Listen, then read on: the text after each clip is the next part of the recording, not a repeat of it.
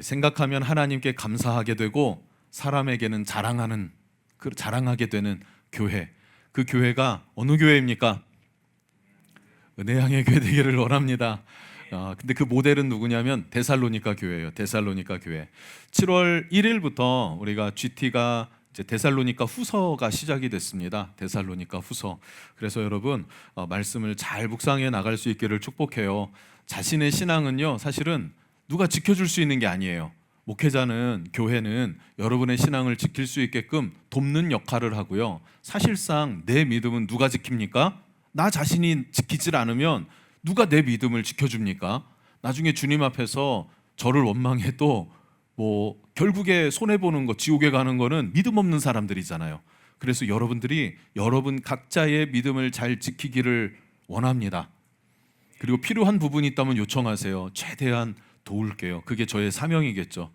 저는 그것이 바로 말씀이라고 생각해서 GT 묵상, 매일 묵상하고 그것을 찍어서 유튜브로 올려서 여러분들이 볼 수 있게끔 합니다.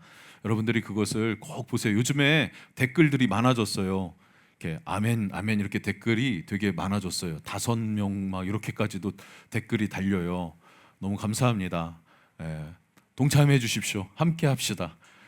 듣고 아멘 이렇게 또 좋아요 이런 것들을 눌러주면 그게 뭐 돈이 생기는 건 아니잖아요. 그런데 우리 성도들이 함께 하는구나라고 하는 것 자체가 너무 감사해요. 저 했어요 저한테 말 안 해도 그냥 거기 닉네임을 보면 대충 알 것 같아요. 어깨 깡패가 누구예요? 어깨 깡패. 네, 어깨 깡패. 둘 중에 하나인데 이쪽인 걸 알고 있어요. 그랬구나 이렇게 누가 했구나 알게 되더라고요. 너무 감사하죠. 상호 간에 서로 격려할 수 있고 이게 무슨 숙제 검사하듯이 하는 건 아니니까요. 이게 좀 자유롭게 하시되 같이 묵상하고 또 격려하고 할 수 있으면 좋을 것 같습니다. 매우 중요해요, 여러분. 데살로니가 교회는 굉장히 중요한 교회입니다. 왜 그러냐면 사도 바울이 그 교회를 생각할 때 많은 교회를 개척했잖아요. 특별히 데살로니가 교회를 생각하면 하나님께 감사하는 거예요. 자연스럽게. 사역하다 보면 그래요. 어떤 성도를 생각하면 그냥 감사해요. 근데 어떤 성도를 생각하면은 주여 이렇게 나와요. 이건 무슨 의미입니까? 주여 이렇게 나오는 그 성도, 그 교회는 어떤 교회, 어떤 성도일까? 여러분 어떤 성도가 되십니까? 정말 궁금하면 저한테 물어보세요. 제가 정직하게 대답해 드릴게요. 사도 바울에게 데살로니가 교회는 하나님 앞에 그냥 감사가 넘치고 또 계속 교회를 개척해 나가고 개척된 교회들을 또 돌보잖아요. 그럴 때마다 이 데살로니가 교회 성도들을 자랑하게 되더라 하는 게 바울의 고백입니다. 데살로니가 후서에 나오는 바울의 고백이 그래요. 하나님께 감사하고 다른 교회들에게 자랑하게 되고. 자, 오늘 맥추절인데 굳이 이 맥추절과 감사를 막 억지로 엮진 않을게요. 한 해를 주신 하나님께서 전반기 6개월을 지내면서 감사했던 일을 돌아보고 또 앞으로 우리가 어떻게 나아가야 될지 어떻게 살아가야 될지 그것을 여러분 스스로 잘 발견할 수 있기를 주님 이름으로 축복합니다. 데살로니가 교회는 왜 이렇게 생각하면 감사가 되고 자랑이 됐냐면 핍박이 있었는데 그것을 견뎌내고 이겨냈더라 뿐만 아니라 특별히 다른 교회들은 얼마 동안 머물렀다 길었던 고린도라든지 에베소 이런 데는 몇 년간 머물렀다 이렇게도 기록했는데 여기 데살로니가는요 새 안식일을 머물렀다 이렇게 얘기를 해요. 안식일을 3번 머물렀대요. 3주예요 3주. 그러니까 주일을 3번 지키는 정도의 시간, 한 달이 채 되지 않는 시간. 그런데도 불구하고 이들이 복음을 잘 받아들였더라. 그런데 왜 3주밖에 있질 못했느냐라는 것은 유대교도들이 사도 바울을 죽이려고 하는 거예요. 핍박하기 시작하는 것입니다. 그랬을 때 어떻게 해요? 바울은 도망할 수밖에 없었어요. 바울은 도망할 수밖에 없었고 그래서 누구를 남겨둡니까? 디모데를 잠깐 남겨두고 바울은 빨리 피할 수밖에 없는 어떤 이런 상황들 때문에 그러니까 그때로부터 계속적으로 뭐가 있었다? 핍박이 있었다. 예수 믿은 지 얼마 안 됐는데 핍박이 오고 문제가 생겨요. 그럼 그 믿음이 흔들릴까요? 아니면 안 흔들릴까요? 흔들리면서 더 견고한 뿌리를 내리는 사람이 있고요. 흔들리면서 그냥 뽑혀 죽어버리는 사람도 있다는 사실 여러분 기억하면 좋겠어요. 제가 참 사역하면서 신기한 경험을 했는데요. 코로나가 시작이 되고 우리가 줌으로 새벽 예배를 했어요. 이렇게 많이 했어요. 특별 새벽기도 진짜 많이 했고 그랬는데 줌으로 특별 새벽기도를 할 때 영웅이가 새벽에 하나님 만나는 경험을 한 거예요. 되게 놀랍지 않나요? 이게 진짜일지 가짜일지 그걸 어떻게 합니까? 지나봐야 알아요. 만나서 이들의 삶에 영웅이가 진짜 만났으면 그 삶이 바뀐다는 거예요. 근데 만나보고 대화를 나눠보고 하니까 아이의 가치관이 완전히 바뀌어버렸어요. 세상에서 하나님 중심으로 얘는 정말 하나님을 만났구나. 놀랍지 않습니까 여러분? 줌으로도 하나님을 만나더라고요. 말씀은 위력이 있고 능력이 있는 줄로 믿습니다. 우리가 보는 데살로니가 후서도 뭡니까? 바울의 편지였단 말이에요. 실제 얼굴을 맞대서 음성으로 가르치는 그 가르침이 아니라 편지로 전달한 메시지예요. 그런데 줌으로도 만나더라고요. 근데 문제가 뭡니까? 예수님을 만난 영웅이한테 뭐가 생겨요? 갑자기 문제가 생겨요. 이해할 수 없고 검사를 해도 정상으로 나와지는 소화가 안 되는 문제. 물만 먹어도 얹히고 체한대요. 그래서 이 병원, 저 병원, 큰 병원, 작은 병원, 한방병원, 양병원 다 왔다 갔다 안 되는 거예요. 결국에 고향으로 내려가서 아버지 있는 곳으로 가서 좀 쉬는 시간들도 있었죠. 그랬을 때 제 마음이 어땠을까요?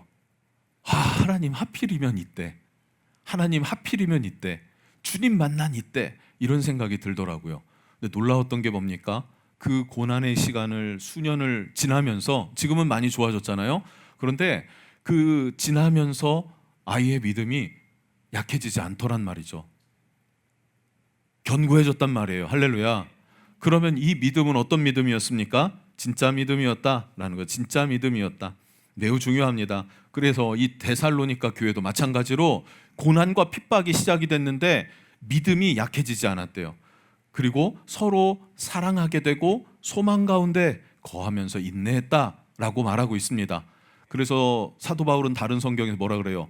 믿음, 소망, 사랑 이 세 가지는 항상 있을 것인데 고린도전서 얘기하잖아요. 항상 있을 것인데 항상 있습니까 여러분? 우리에게도 있어요. 그런데 그게 견고하냐 견고하지 않느냐의 차이고 견고한 믿음, 소망, 사랑이 견고한 사람과 견고하지 않음은 무엇으로 압니까? 내가 생각해 보니까 나는 좀 견고한 것 같. 이거 아니라고요. 이게 아니라 고난, 환난 이거를 딱 만났을 때 내 믿음이 적나라하게 드러나는 거예요.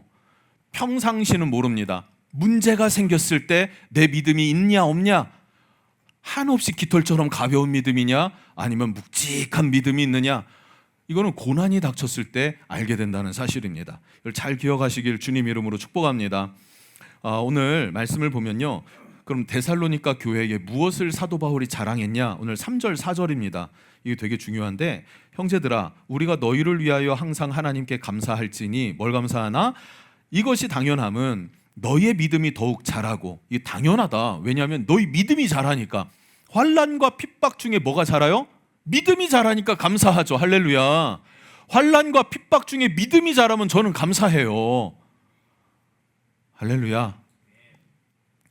가정에 어려운 일들이 막 겹겹이 쌓여도 믿음이 꺾이지 않고 주님을 의지하는 그 신앙, 그렇게 기도하며 하나님 앞에 매달리는 믿음, 이걸 보면 제가 감사하지 않겠습니까?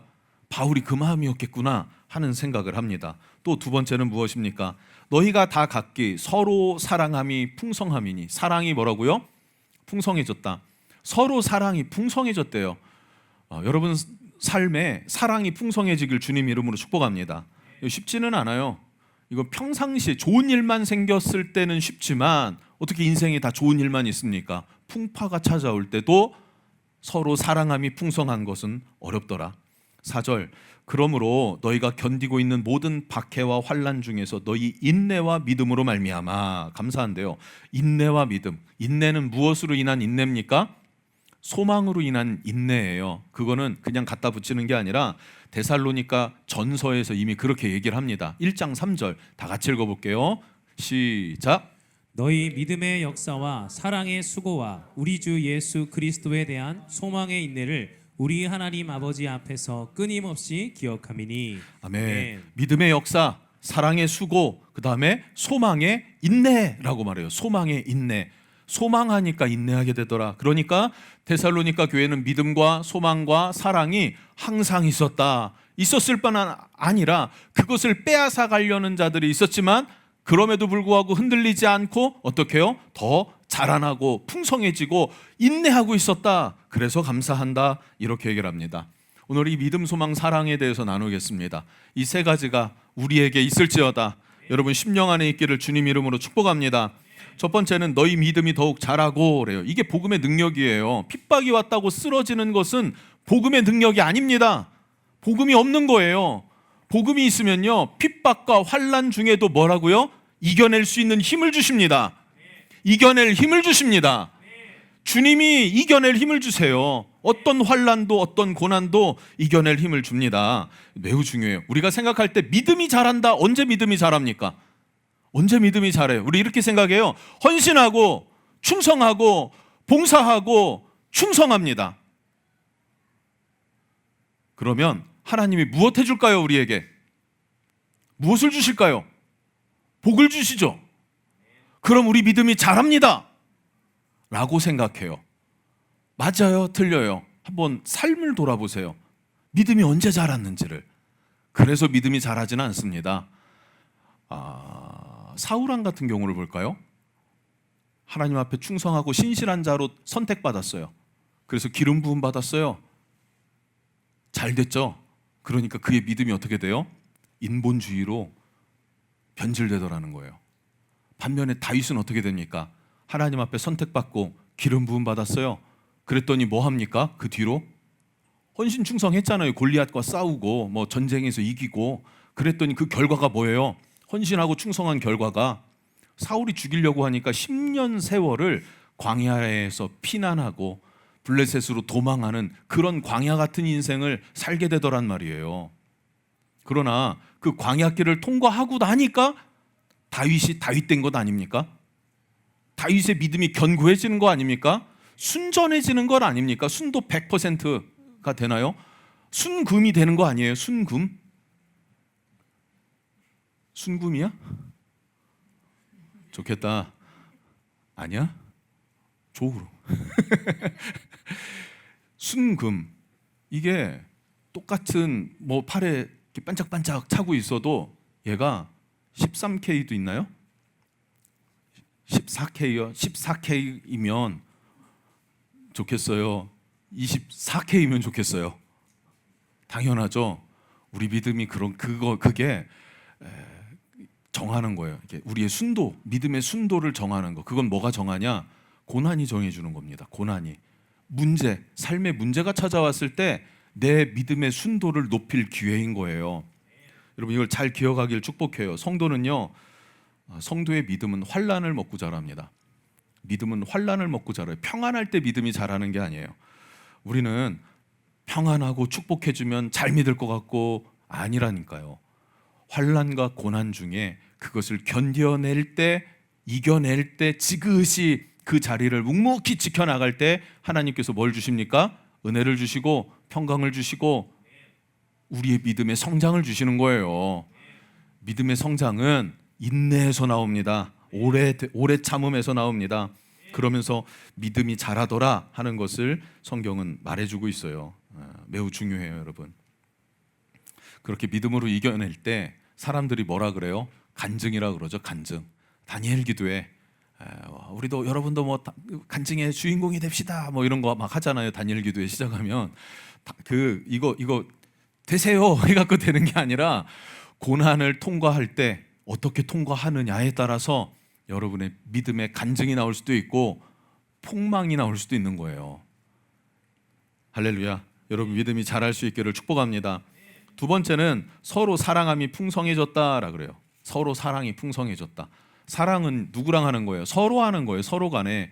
교회 안에 사랑이 풍성해졌다라는 말이고, 이 사랑이 풍성해졌다는 것을 고린도 전서에서는 사랑의 수고라 그래요. 수고. 수고했어. 오늘 수고했어요. 아침에도 일하고 정리하고 내려온 거지. 이렇게 이천에서. 참 감사해요. 수고했어요.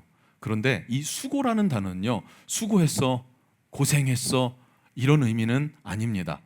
그것보다 더 깊이 들어간 의미가 있어요. 원래 그 히브리어에서의 이 수고라는 단어는요, 피곤할 정도로 애쓰고 땀 흘려서 희생하며 섬기는 것을 수고라고 하는 거예요.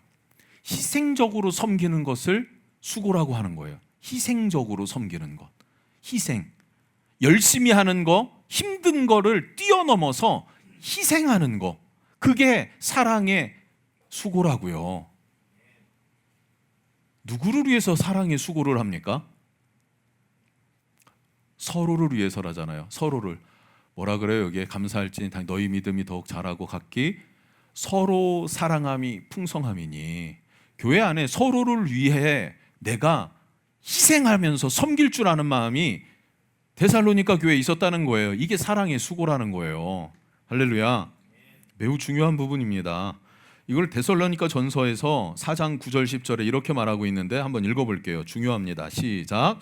형제 사랑에 관하여는 너희에게 쓸 것이 없음은 너희들 자신이 하나님의 가르치심을 받아 서로 사랑함이라. 너희가 온 마게도냐 모든 형제에 대하여 과연 이것을 행하도다. 형제들아 권하노니 더욱 그렇게 행하고. 아멘. 더 할 말 없대요. 이제 가르칠 게 없대요. 왜요? 이미 가르친 걸 잘 살고 있으니까 사도 바울이 야 니네한테는 진짜 사랑의 수고에 대해서는 할 말이 없다. 더 가르칠 게 없다. 왜 그렇습니까? 어떤 수고를 했다고 합니까? 이 사람들이 마게도냐 형제들에게도 사랑으로 수고했기 때문에 그렇더라. 즉 다시 말하면 무슨 말이냐면요. 지금 데살로니가는요 마게도냐 안에 있는 거예요. 마게도냐 군, 데살로니가 시 이렇게 되는 거예요. 그러니까 우리 도시에만 머무는 게 아니라 상위 도시까지 나아가서 뭐를 했더라? 복음을 전하는 사랑의 수고가 있었다라는 거예요. 복음을 전하는 사랑의 수고가 있었다. 할렐루야. 이거 매우 중요해요, 여러분. 우리가 사랑으로 수고하는 게 뭐예요? 사랑으로 희생하는 게 뭐예요? 복음 전하는 거라고 이야기를 하고 있어요. 근데 우리는 사실 복음 잘 안 전해요. 힘들어요. 선교 잘 안 하려고 그래요. 사랑의 수고가 뭡니까? 요셉의 통장을 만들었어요. 몇 명이나 함께 마음을 모았을까? 부끄러워서 말하기 어렵더라고요. 부끄러워서. 이게 우리 교인인가? 담임 목사가 얘기하는데 어떻게 이렇게까지 그냥 동참 안 하고 그냥 마음으로 덮어버릴까? 하는 생각을. 하루 세 끼는 다 먹죠. 뭐가 안 먹어? 하루 세 끼는 다 먹고 커피 마시고 싶으면 다 챙겨 먹죠? 안 먹어요? 돈 없어서 못 드시는 분 계십니까? 없잖아요. 근데 5,000원, 10,000원도 안 할 수 있나? 나 이 참 다시 가르칩니다. 담임 목사가 뜻을 정하고 함께 갑시다라고 하는데 성도가 안 가면 이 교회는 뭐예요 이게? 어디로 가자는 겁니까 이게? 이해가 됩니까 여러분? 어디로 갈 것 같아요? 많이 하자는 거 아니잖아요. 생각날 때 하자는 거고 시작할 때 한 번씩 하면 되잖아요. 어렵습니까?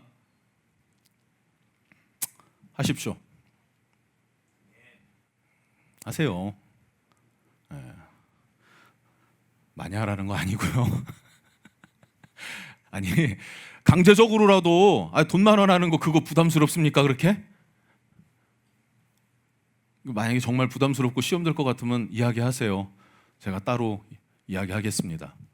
아니면 그냥 하세요. 지금 영혼 구원하자고 해서 지금 이 사람들은요 환난과 핍박인데 환난과 핍박은 뭐냐면 실제적으로 재정 문제예요. 재정 문제. 왜 그러냐면 사자굴에 집어넣고 이런 거는요 한시적인 것이지 초대교회가 들어서면서부터 계속 그런 핍박이 있었던 게 아니라 어떤 핍박, 계속 있었던 핍박은 뭐냐면 노동조합에 가입을 안 시켜주는 거예요. 그러면 일할 길이 없어요. 젖소를 키우는데 우유를 짜는데 우유를 받아주는 곳이 있어야 되잖아요. 근데 그 조합에서 내가 예수 믿는다는 이유로 동진내만 빼버리는 거예요. 그러면은 그 우유 어디다 팔아? 판로가 없는 거예요. 판로가. 그럼 망할 수밖에 없는 거예요. 내가 농사를 져가지고 곡식을 수확해냈는데 농협에서 수매를 안 해줘요. 그러면은 어디다 팝니까 여러분? 이런 상황이라고요. 그 당시에 사회적인 활동을 못하도록 제약을 받을 수밖에 없는 것, 왕따를 시켜버리는 거예요 그냥. 그러니까 이게 정말 실제적으로 어려운 핍박의 문제 아닙니까? 그러면서 막 옥에 가두는 일들도 있고요. 그러다 막 죽임 당하는 일들이 있었겠죠 당연히. 이런 핍박들이 데살로니가에 있었음에도 불구하고 사랑의 수고가 있었다는 것은 뭐냐면 그럼에도 불구하고 복음 전파하는 일을 쉬지 않았고 어디요? 마게도냐 지역까지 선교하러 나아가더라 뿐만 아니라 거의 유일하게 몇 명 안 되는데 바울의 선교팀을 위해서 선교비를 지원해 준 교회가 이 힘든 데살로니가 교회래요. 놀랍지 않습니까, 여러분? 데살로니가 교회. 핍박받으면서도 바울의 선교팀을 위해서 선교비를 보내준 교회가 데살로니가 교회라고요. 바울은 혼자 선교한 게 아닙니다. 출발할 때 실라와 함께 출발했어요. 바울은 사도, 실라는 선지자. 사도와 선지자가 함께 출발을 해요. 그리고 루스드라에서 디모데를 픽업합니다. 영적인 아들 디모데야, 너도 함께 가자. 이때부터 바울과 함께 하게 됐죠. 바울과 함께, 그리고 이름은 기록되지 않았지만 의사였던 누가가 함께 했어요. 누가.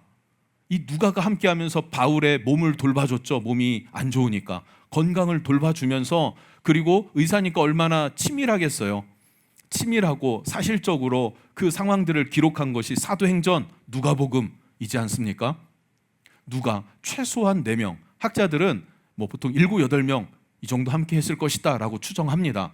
근데 최소한은 4명은 분명히 확실히 성경에 기록된 대로 다녔더라라는 거예요.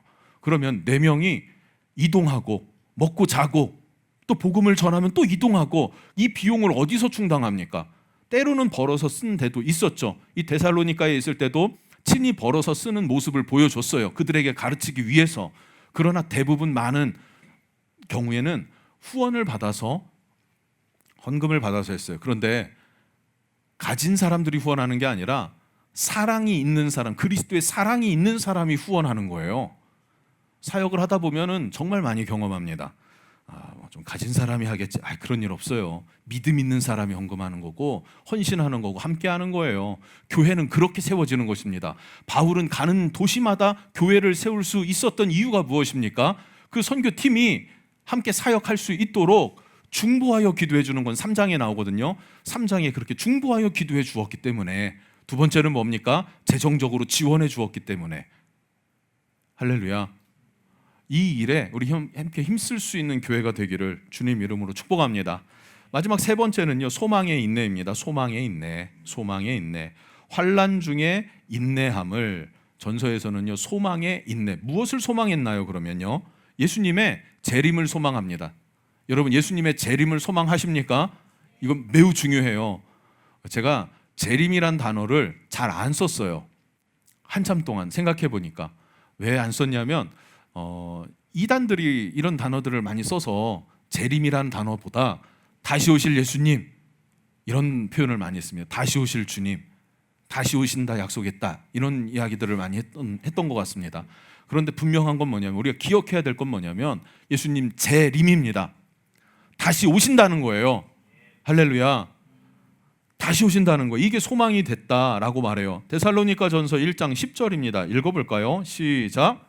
또 죽은 자들 가운데서 다시 살리신 그의 아들이 하늘로부터 강림하실 것을 너희가 어떻게 기다리는지를 말하니 이는 장래의 노하심에서 우리를 건지시는 예수시라. 아멘. 네. 자, 죽은 자들 가운데서 다시 살리신 그의 아들 누굽니까? 예수 그리스도. 그가 강림하시리니, 하늘로부터 강림하실 것이다. 그럼 우리가 또 어떻게 해요? 맞이하리니, 강림하시고 맞이하러 하늘로 올라가신 주님이 오신, 이 강림이라는 단어가요, 왕의 행차와 같은 거예요. 그러니까 왕이 행차할 때는 그 위험 있게 오지 않습니까? 혼자 말 타고 땅그락땅그락 이렇게 오겠습니까? 왕이? 아니죠. 군대도, 또 호위하는 사람들도, 또 신하들도 함께 대동해서 가마를 타든 뭐를 타든 위험 있게 온단 말이에요. 마찬가지로 우리 예수님 오실 때 어떻게 오신다 그래요? 나팔 소리와 함께 천사들과 영광스럽게 구름 타고 오실 것입니다. 그때에는 동과 서가 먼 것처럼 동에서 서로 천둥이, 번개가 번쩍 치면은 다 알아요, 몰라요? 알죠? 밖에 여러분 밭 갈고 농 갈고 있는데 번개가 번쩍 쳐요. 그러면은 설성 사람들만 알아요? 저쪽 시내 읍내 사람들도 알아요? 다 아는 거예요. 그냥 그것처럼 예수님이 오시면은 번쩍하면 그 번개를 다 보듯이 주님은 오신다 이거예요. 그러니까 재림 예수가 왔는데 그가 안상홍 성령님이시다 이렇게 말하는 건 다 개뻥입니다. 예, 그 뻥이에요. 그거 다 말도 안 되는 거짓부렁이에요. 이만희가 뭐다 이거. 아이고 90 넘어가지고 완전 저 쇠약해져 늙어가는 그게 뭐 성령님이고, 그 비밀을 아는 자만 아는 뭐 비밀 아니라고. 예수님의 재림은 성경이 분명히 데살로니가 전서 후서에 이야기를 해주고 있어요. 비밀이 아니에요. 근데 비밀을 아는 누구만 알 수 있고 뭐 선지자만 알 수 있고, 속지 마십시오 여러분. 아닙니다. 모두가 알게 오는데, 모두가 아는 그 예수 그리스도의 강림하실 것을 여러분 믿고 기대하느냐, 이게 중요한 거예요. 믿고 기대하는 기대감이 있습니까? 이 땅에서 잘 돼요. 뭐가 잘 되고 잘 막 세워가고 있고 좋은데 주님이 오셔요. 그러면은 세워가던 것도 이제 완성 99% 아니면 100% 완성이 되온 그 즉시 주님이 오시면 놓고 가는 거예요. 그냥. 그렇지 않습니까? 놓고 가는 거지. 그걸 어떻게 챙겨갑니까? 뭐하러 챙겨갑니까? 어떻게 챙겨갑니까? 주님 오시면 이 땅의 것들은 끝나는 것입니다.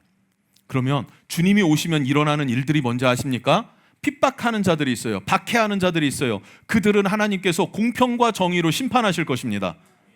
우리의 감정대로 나를 힘들게 했으니까 너는 심판받고 지옥불에 떨어져야 돼가 아니라, 그도 하나님 앞에서 공평하신 하나님의 잣대 앞에서 심판을 받을 것이고, 그 고난과 환난 핍박을 견뎌낸 나는 어떻게 될까요? 하나님이 공평과 정의로 나에게 상급을 주시고 새롭게 하시고 세워주시고 갚아주신다. 주께서 친히 갚아주신다. 할렐루야. 그날에, 그러니까 이 땅에서 100년을 산들, 호의호식을 한들 큰 의미가 있겠습니까? 천국에서 영원한 삶을 소망하는 게 우리의 소망이라는 사실 여러분 기억하시길 주님 이름으로 축복합니다. 축복합니다. 몇 년 전이에요. 우리 수요 커뮤니티 하는 청년들하고 캠핑장을 간 적이 있었어요. 그때 뭐 그냥 캠핑이 목적이 아니라 거기를 가면 여유롭잖아요. 탁 트여 있고 나무도 있고, 거기에 그냥 텐트는 분위기죠. 쳐놓고, 그리고 모닥불 피워서 고기 구워 먹고 시간을 같이 좀 보내야겠다, 이런 생각을 한 거예요.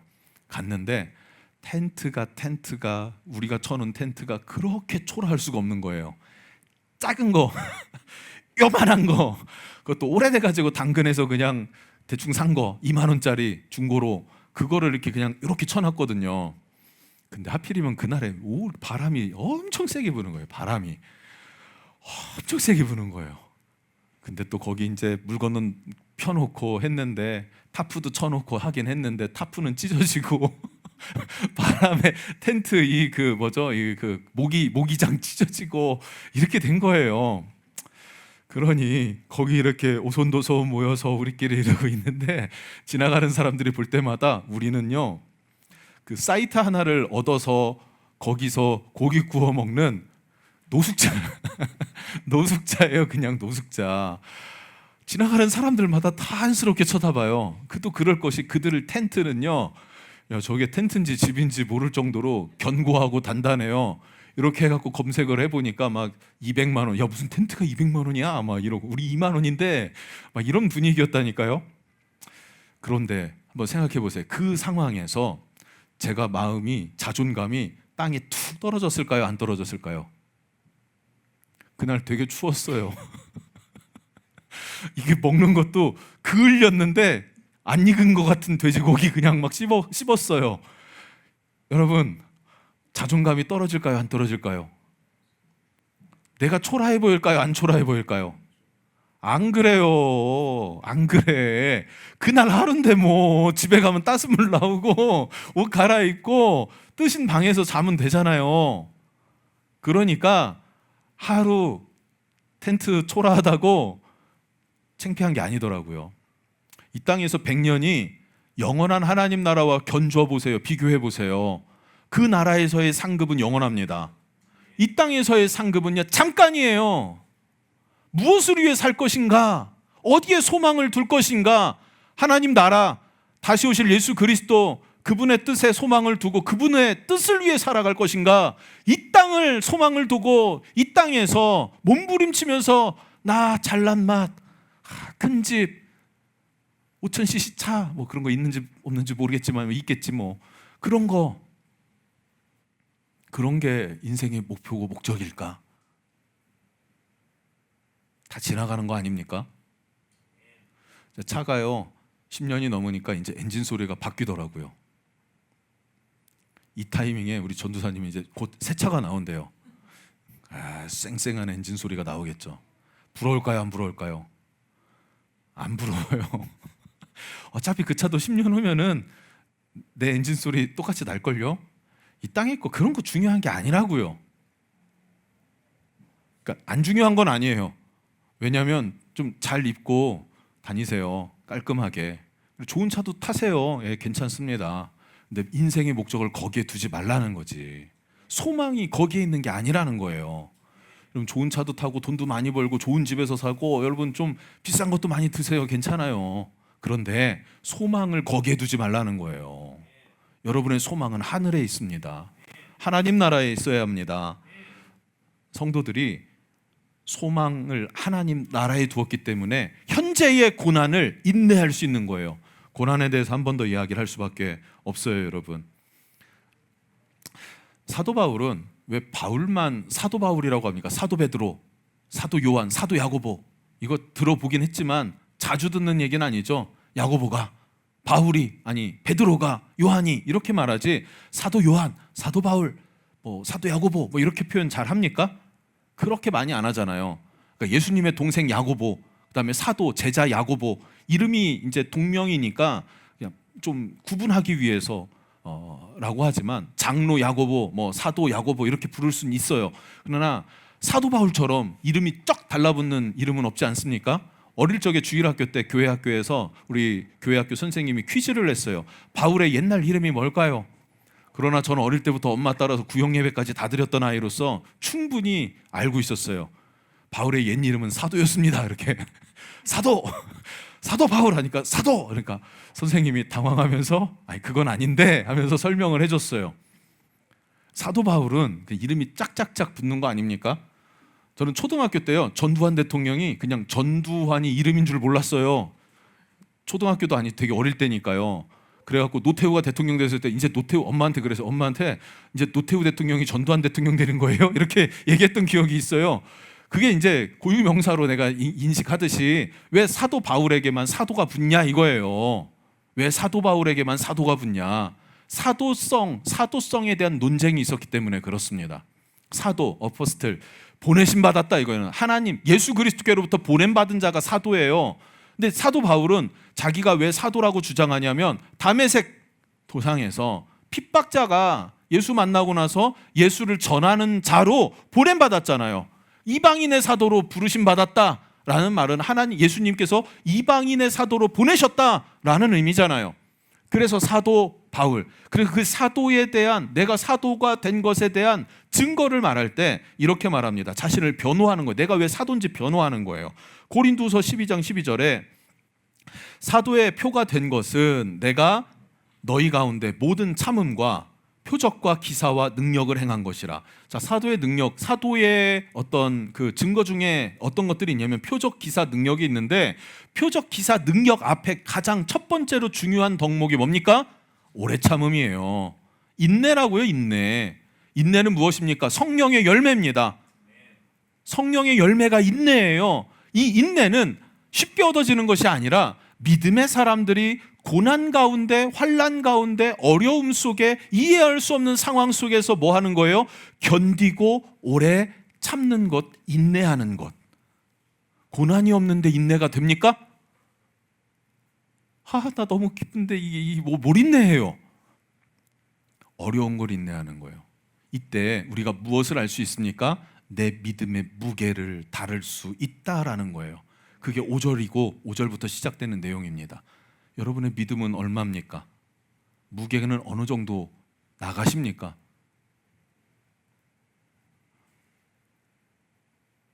내 생각할 때 제 믿음은 한 중간 정도? 뭐 이렇게 생각할지는 몰라요. 그거 말로 할 수 있는 게 아니라 어려움이 닥쳤을 때 내가 주님께로 나아가느냐, 주님께 나아가지 않느냐에 따라서 믿음은 주님이 다루실 거예요. 그런데 데살로니가 교회 성도들은 믿음이 있었다. 그래서 인내했다. 그러니까 소망이 있었기 때문에 인내했다는 거죠.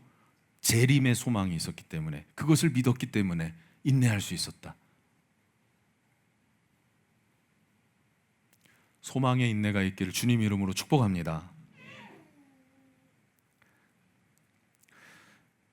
그래서 믿음이 성장하는 과정엔 반드시 광야가 필요해요. 구약은 광야라 그래요. 광야가 쉬웠을까요? 어려웠을까요? 어렵죠. 주님이 만나와 메추라기를 내려주셨어요. 생각해 보세요. 맨날 만나만 먹어야 돼. 근데 이 만나는 독특해요.